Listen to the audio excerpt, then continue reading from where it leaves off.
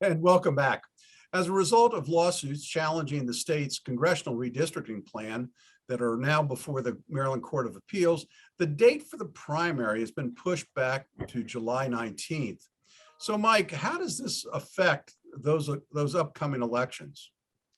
Well, I think there's been a bit of a freezing effect, because I think you've had a lot of those folks who have been trying to run, assuming they were kind of getting to, they know who their opponents are, and they know what the deadline was. We're working towards kind of ramping up their campaigns. Now, there's still opportunity for other people to get in the race. So do they? And so at what point does the race really begin? And so I think there's been kind of a chilling effect. And I think the other piece that you're going to see is, now when you're kind of in the throes of what should be the big campaign, you're going to have a week for Memorial Day. We know that people kind of start of the summer season, go to the beach, and a lot of people in this area head out, and then you have 4th of July. And then you're also going to have the fact that a lot of people are going to be on vacation when you get to July 19th. And so I'm going to be really curious to see, as you get through this chilling effect, then when do people engage? And when people do start to engage and actually really run hard, is anybody paying attention?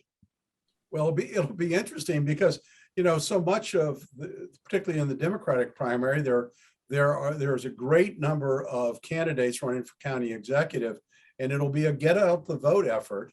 Mm-hmm. Of course, with early voting and with mail-in balloting, it may not be as difficult as we're anticipating. So, Laurie, in addition to the delay in the filing deadline, will this help Republicans? And what are the other collateral effects that the delay in the primary is going to have this year? Well, first, I want to say thank you to all the Democrat legislators in Maryland who have made this happen, because it was their map they passed that is very gerrymandered that's putting us in this situation.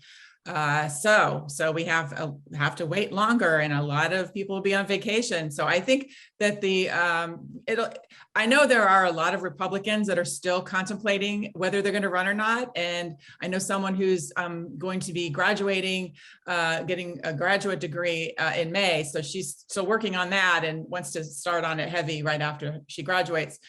There's a number of, we have some really great candidates that are coming up, and I'm really excited about what we'll have, but we don't have enough still. So it does give the Republicans more time, but then they don't have that much time to campaign. So that's the short end of the stick there. But I hope that it will help Republicans overall.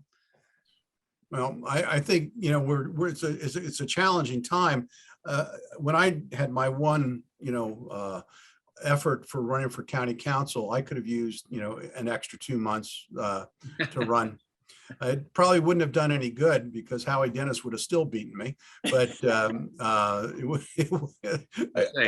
Howie pretty much beat everybody. So that's yeah, okay. He did. Yeah. So in any event, it'll be interesting to see the effect that this delay in the primaries have.